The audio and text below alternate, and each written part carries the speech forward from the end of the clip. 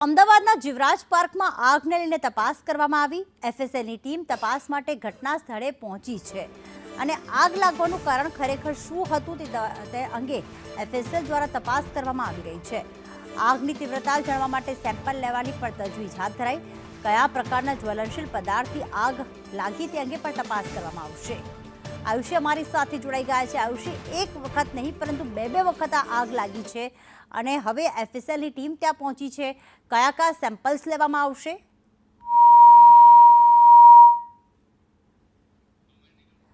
તો ખાસ એફએસએલની ટીમ હાલમાં તપાસ માટે પહોંચી છે અને આગની તીવ્રતા જાણવા સેમ્પલ્સ તો લેશે, પરંતુ સાથે સાથે આગ લાગવા પાછળનું કારણ શું હતું?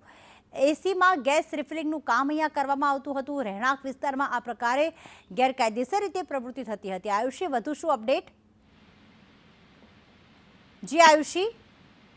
बिल्कुल प्रीति, ज्ञानदा सोसायटी की जीवराज पार्क 4 रस्ता પાસે આવેલી છે। ત્યાં ગઈકાલે બપોરે ભીષણ આગ લાગી। ઘરની અંદર કમર્શિયલ આ કોઈ એસીના રિફિલિંગ માટેનું જે ગેસને ભરેલું જે આ કોઈ ગોડાઉન હતું તેમાં આગ લાગી હતી। ત્યારે આગમાં જે 2 લોકોના મોત પણ થયા છે। ત્યારે એફએસએલ હાલ ઘટના સ્થળે પહોંચી ગયું છે અને આગ લાગવાનું કારણ શું હતું તે અંગે હવે તપાસ કરવામાં આવી રહી છે। આગની તીવ્રતા જાણવા માટે અલગ અલગ સેમ્પલ લેવામાં આવી રહ્યા છે, જેમાં જેટલા પણ જે અત્યારે હાલ ત્યાં કાટમાળ પડેલો છે તેની અંદરથી પણ જે સેમ્પલ લેવાની કામગીરી કરવામાં આવી રહી છે। ગેસના રિફિલિંગ માટેની જે બોટલો હતી તે કેટલી હતી અને કઈ જગ્યાએથી આગ પ્રથમ લાગી હતી તે મુદ્દે હાલ તપાસ કરવામાં આવી છે કે ટીમ છે કે જે આખી કાટમાળ છે તેની અંદર અલગ અલગ ખૂણા ખાચરે જઈ અને તમામ સેમ્પલ્સ છે તે કલેક્ટ કરી રહી છે અને કયા પ્રકારના જ્વલનશીલ પદાર્થને લઈને આ આગ આટલી વિકરાળ બની ગઈ તે તમામ બાબતોને લઈને તપાસ કરવામાં આવી રહી છે। ત્યારે તમામ સેમ્પલ્સ લઈને અને જે હવે એફએસએલનો જે રિપોર્ટ આવશે